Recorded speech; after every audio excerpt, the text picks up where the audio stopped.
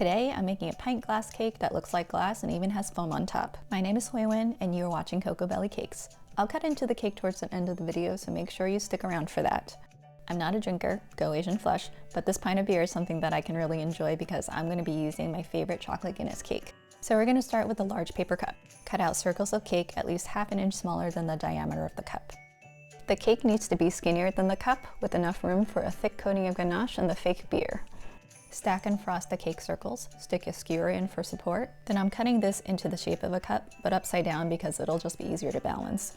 Give it a nice solid coat of ganache and put it in the fridge to harden and get really cold. We're going to be doing 3 layers of gelatin. Layer 1 is going to be the clear glass bottom of the cup, layer 2 will be the beer, and layer 3 will be the foam.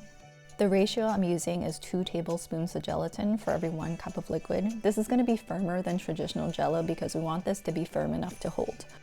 For layer 1, I used water for the liquid. Sprinkle the gelatin on top and let it bloom for a few minutes. Microwave till it's completely dissolved and scoop out as much of the bubbles as you can. Pour enough into the cup so it reaches ½ inch. Put this in the fridge until it gets nice and firm. Take your cold cake out of the fridge and flip it right side up. Make sure you ganache the top. You want to make sure that no actual cake is going to be exposed to the liquids because otherwise you'll end up with a big soupy mess. Stick the skewer back in and chill until hardened again. For layer 2, I'm using Coke with the gelatin. I needed about 1½ cups of Coke for the size of cake I was making. Heat until all the gelatin is dissolved and is nice and steamy. You need it to be hot enough to melt your clear layer just a little bit so the layers will stick together. Now take your cold cake and put it in your cup. It's really important that your cake is not touching the sides of the cup at all. Once you have it in position, tape it down.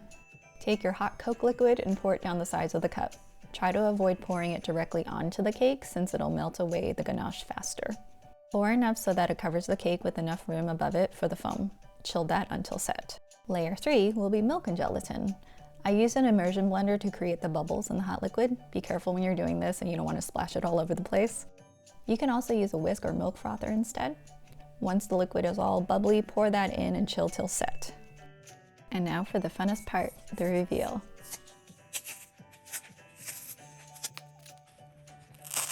This looks so good. Ta-da!